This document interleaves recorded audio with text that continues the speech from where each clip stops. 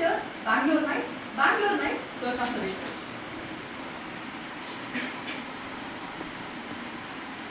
2008, scientists studied millions of humans across the world and found that our happiness follows a new curve. We're most happiest when we are young, like our categories, and it drops down until the age of 40, and then rises again as we grow older. And interestingly, our cousins, the gorillas and chimpanzees, follow the same pattern. Ladies and gentlemen, fellow Toastmasters and guerrillas, midlife crisis is real. And it's not like we need proof for that. Just think of anyone you know between the age of 35 and 50. It can be a friend or an uncle. You would have at least one who has bought a fancy car or a bike. Or someone who's become a sudden fitness freak, posting videos of fitness every day. Or at least the weekend cricketer who plays for 2 hours and then sleeps for 2 days. I know. Because I did all that this year. And I did something even more crazy. I joined Toastmasters. My younger colleagues and cousins started calling me a boomer. At first, I was offended. I thought, no, it's not possible. But looking at my life choices, I thought, yeah, maybe a little bit. But I'll let you be the judge of it. You see, every year, I take a trip with my friend to Dubai. Last year it was Goa, the previous it was Shillong, and this year it was supposed to be Savarika, Bangkok, for those who don't know. You should not know. But early this year, a tragedy struck. And things not being the same season. He got married and stopped talking to me. But this Saturday, he called me. Macha, I'm in Bangalore. Let's hang out. The boomer in me rejoiced. Because I can end 2025 with a band in Bangalore. I can party hard. So I put my party hard. I went, Bangalore! I reached there only to find he's staying in a place called Commercial Street. For the ones who don't know about it, just think Ranganathan Street meets Saukarpet with a lot of rugged green Kannada autos in between. I'm not sure why the Chennai auto runners get so much hate. The Bangalore runners are at a totally different level. But still, Bangalore! I found my hotel. There was no fancy lobby. In fact, just to find the reception, I had to go through a maze of wholesale stores.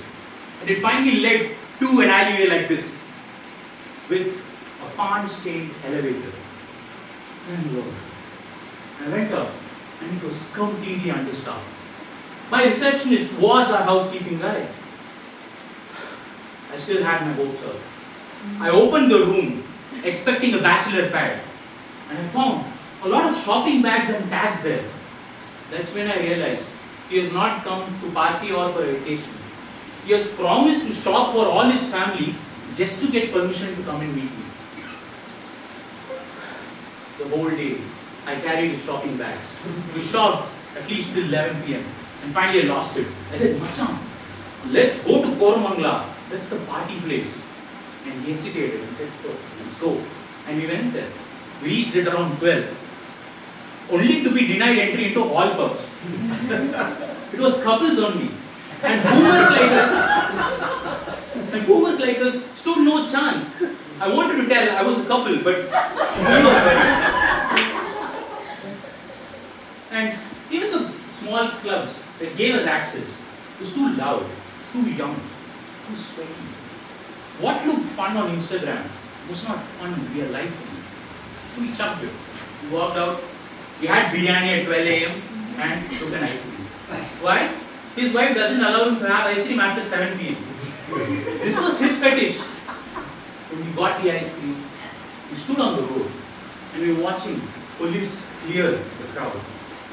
And we saw young, intoxicated adults impressing each other, exchanging contacts as they move on.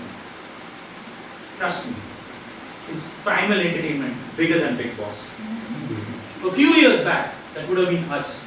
We would have been there. Now, it's a change. And with regret, we reached our hotel at around 4 a.m. We tried sleeping, and there was a squeaky bed. And every time we moved, it was an orchestra. Everything was gone. Bangalore trip was such a failure. We woke up the next day with neck pain, and we shopped again. I carried the bags.